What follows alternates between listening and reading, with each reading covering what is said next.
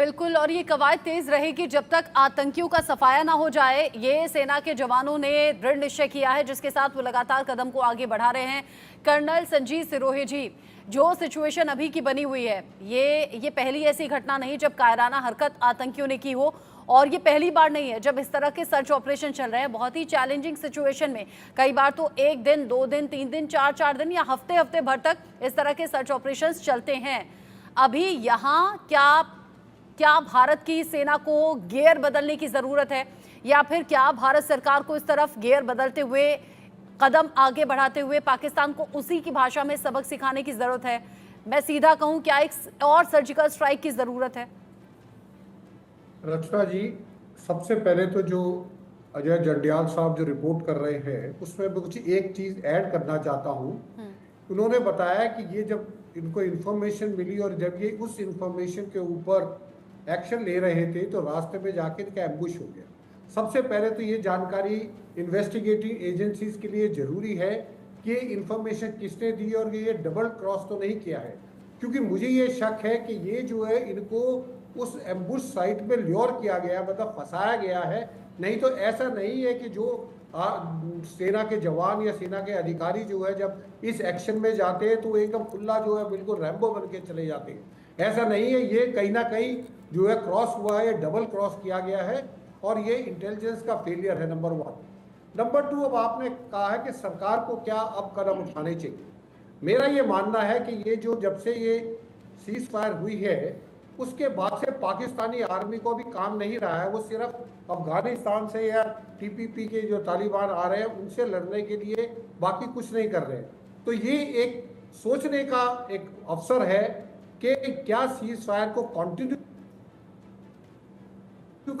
ये लोकल तो है नहीं, ये पाकिस्तान से आ रहे हैं, पीओके से आ रहे हैं।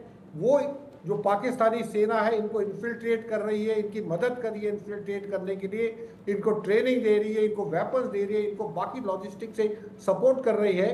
तो मेरा ये मानना है ये भी एक तरह की लड़ाई है। और अगर ये पाकिस्तान ये प्रॉक्सी लड़ाई चल रहा है, आप देखोगे दुनिया में अब ज़्यादातर सिवाय रशिया और यूक्रेन की जो लड़ाई चल रही है, बाकी लड़ाइयाँ प्रॉक्सीज है। टेररिस्ट से जो है, टेररिस्ट के थ्रू जो है लोग, जो नेशंस हैं वो अपना मकसद पूरा कर रहे हैं। तो मेरा ये मानना है कि सरकार को सीज फायर के ऊपर ध्यान देना चाहिए कि ये हमको रखनी है या इसको हमको वायलेंस इसको दूर कर देना चाहिए। नंबर, पाकिस्तान को बता के कि अगर आपकी ये कार्रवाई चलती रही तो हम मजबूर हो जाएंगे सीज फायर को तोड़ने के लिए। नंबर दूसरा, जो लोकल सपोर्ट की बात की गई है, जैसा कि जनरल साहब ने भी बताया है कि लोकल सपोर्ट के लिए आर्मी को भी उतनी जरूरत है, टेररिस्टों को भी उतनी जरूरत है। और ये काउंटर इंसर्जेंसी ग्रिड है, ये ग्रिड ऑलरेडी होगा। और जैसे जनरल साहब ने बताया है, कई जो हमारी टुकड़ियां हैं वो यहाँ से लद्दाख की तरफ चली गई है, उसकी वजह से एक वैक्यूम हुआ जिसका उग्रवादियों ने फायदा उठाया है।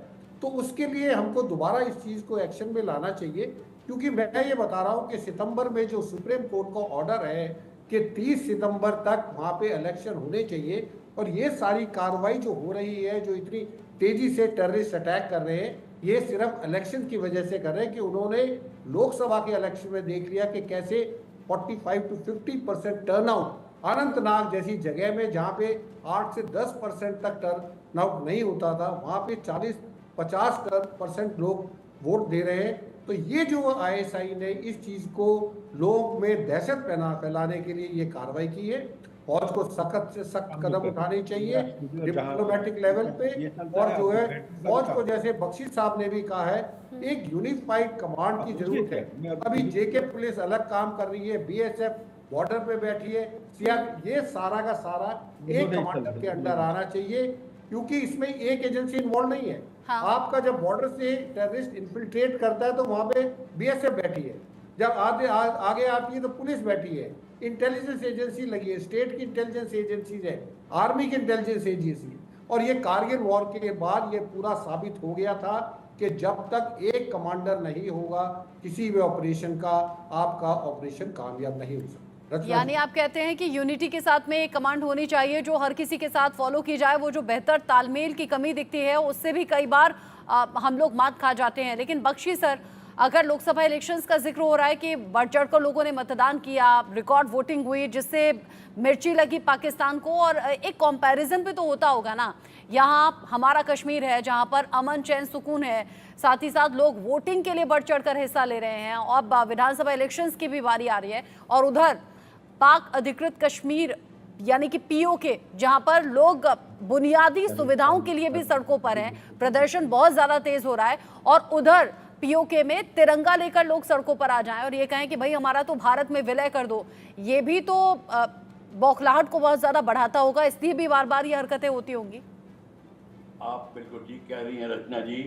ये एडेड जो फ्लेम लग रही है पाकिस्तान आर्मी को कि पीओके के जो सिचुएशन है उनके हाथ से जा रही है, ये वाकई में ही है। और उनको जो प्रॉब्लम खड़ी हो रही है उनकी आर्मी के ऊपर, जो तालिबान उनको कर रहा है, अभी 17 उनके अफसर जो जवान जो मारे गए हैं, शहीद हुए हैं, उनको भी जो प्रॉब्लम आ रही है वहाँ से, तो वो ये मल्टी फैसेटेड प्रॉब्लम जो खड़ी होके एक साथ पाकिस्तान आर्मी झेल रहा है, बट पाकिस्तान आर्मी को पूरी सपोर्ट मिल रही है, जो उनके फाइनेंसेस आ रहे हैं, जो उनको सपोर्ट दे रहे हैं, और पाकिस्तान आर्मी चाहेगी कि ये कश्मीर का मुद्दा चलता रहे।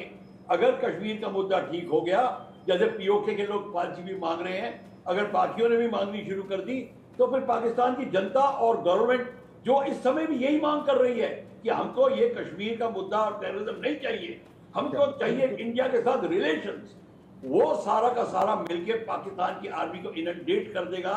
इसलिए पाकिस्तान की आर्मी इस आग को जलाए रखेगी किसी तरीके से कश्मीर का, और उनको फायदा है ये सारे स्लीपर सेल्स का।